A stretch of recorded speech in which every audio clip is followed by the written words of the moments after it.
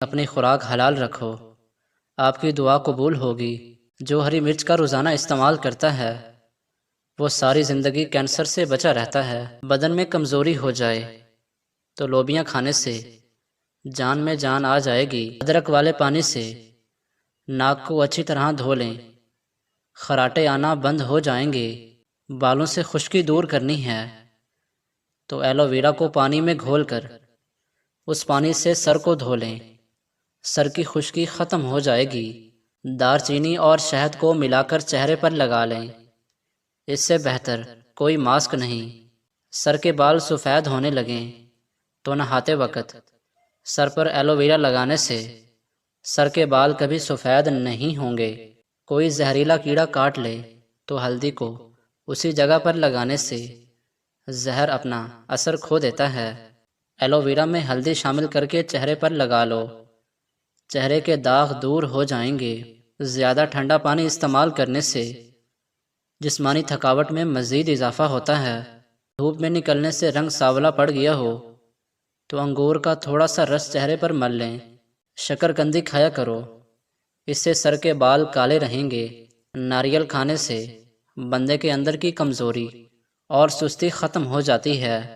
معدے کی جلن میں کھجور دودھ میں ڈال کر پی لو، معدے کی جلن فوری ختم ہو جائے گی۔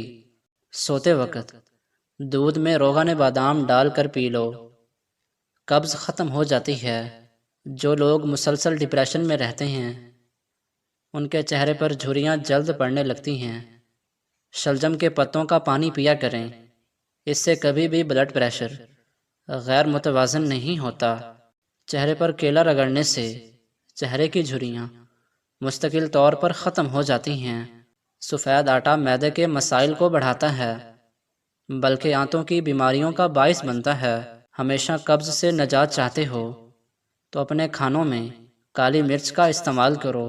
اگر بخار نہ ٹوٹ رہا ہو تو مریض کو پانی میں گڑ ملا کر پلا دیں، بخار 1 گھنٹے میں ٹوٹ جائے گا۔ لہسن کا رس اور نمک پانی میں ڈال کر پینے سے پیٹ کا درد ختم ہو جائے گا۔ نظر کی کمزوری ہو یا آنکھوں میں دھندلا پن ہو تو سب سے پہلے روزانہ کوشش کیا کریں کہ لمبا سجدہ کیا کریں، اور اس کے بعد روزانہ اپنے دانت کیلے کے پیسٹ سے صاف کیا کریں، یعنی تھوڑا سا کیلے کا ٹکڑا لے کر اس کو میش کر کے اس سے دانت صاف کیا کریں۔